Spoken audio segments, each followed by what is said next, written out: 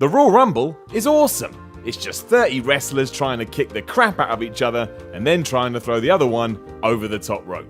That even sounds great, so no wonder it's just a riot when we actually get to see it. One of the best aspects though is the always exciting prospect of an unexpected return. When that buzzer hits and everybody's eyes turn towards the entranceway, there's nothing better in life than a surprising warrior making their way back to the squared circle.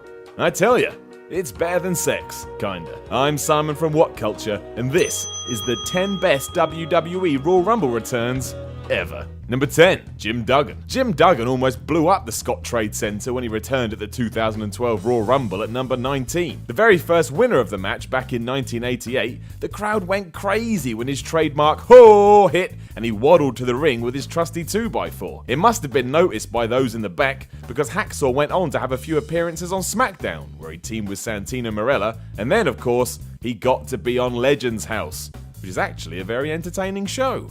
Weird, but entertaining. Number 9, Roddy Piper. Is it too shocking to learn that 20,000 people in Madison Square Garden popped huge for Roddy Piper when he returned to a WWE ring at the 2008 Royal Rumble? Not really. Although he looked like a sack of potatoes, this was a Hall of Famer coming back for one more go-around. It was hard not to get caught up in it. Deciding that this wasn't enough to tug on the old nostalgia gland, Piper then went at it with Jimmy Snuka for a while before Kane tossed them both out. Piper may have only lasted just over a minute, but what a minute it was. Number 8, The Big Show. Despite a lot of hype around his debut in 1999, it didn't really go to plan for The Big Show. Well, unless the plan for Paul White was for everyone to get mad at him, remove him from TV, and then send him down to developmental. But I don't know, man. That sounds like a pretty shitty plan. Once WWE officials were happy he had sorted himself out though, he returned at the 2001 Royal Rumble, entering at 23. He went crazy with the old choke slams that got rid of Test and K quick before The Rock punched him in the balls and clotheslined him out the match. This annoyed Show, obviously, who then dragged Rocky under the bottom rope and choke slammed him through the announce table. So choke slams for everyone!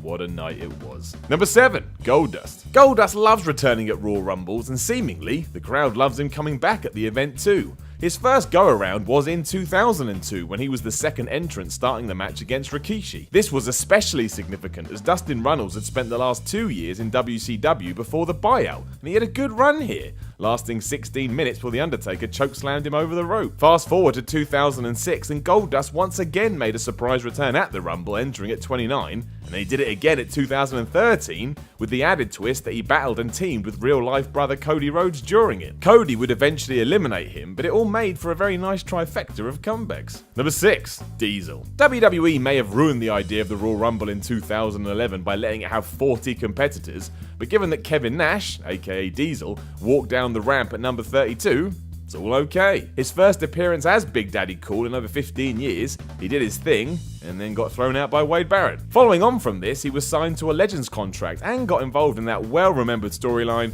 with CM Punk when he cost the Straight Edge One his WWE title so Alberto Del Rio could cash in his briefcase. Nash himself would make a sort of return during the 2014 Rumble where he entered at 19. He threw out Jack Swagger, but of course eventually fell victim to Roman Reigns. Number 5, Rob Van Dam. RVD is just one of those guys who's always over. People loved him in ECW, they loved him during the Attitude Era, they loved him when he would make a comeback. Dude was just loved. Once his WWE run had come to an end though, he went on to pastures new, jumping around the indie scene for a while and having a run with TNA. In 2009, however, he made his big comeback at the Royal Rumble. The 25th entrant in the match, he lasted 13 minutes before Chris Jericho ended his fun. Didn't matter though, the reaction he got when his music hit was enough to keep him in the minds of everyone. And you wanna know why?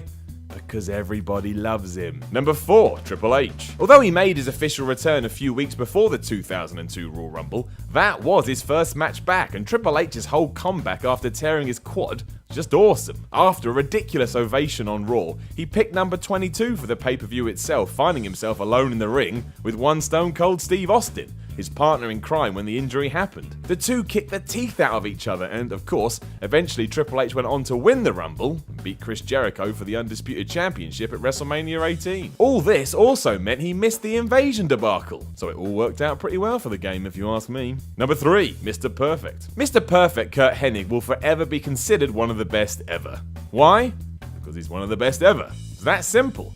When he entered the 2002 Royal Rumble at number 25 though, it was beyond wonderful. Having spent the previous 5 years with WCW, and obviously making his name before that in the WWE, it was just magic to see him back where so many of us thought he belonged. Getting down to the final 3 before being eliminated by Triple H, his reaction was so strong Vince McMahon offered him a full-time deal.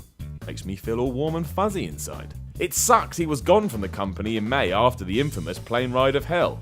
There can just never be too much of Mr. Perfect. Number 2, Edge. A comeback after an injury always has a bit more weight to it, mostly because you never know said injured wrestler is even planned for the event. It's like a 2-in-1 boost.